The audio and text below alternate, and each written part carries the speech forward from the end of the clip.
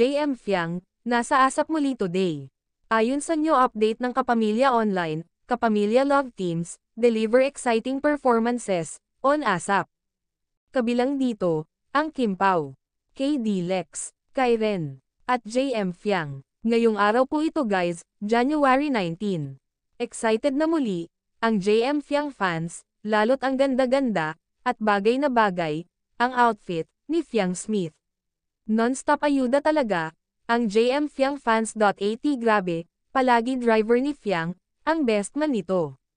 Ang sweet talaga nila, at palaging masaya, pag sila, ang magkasama.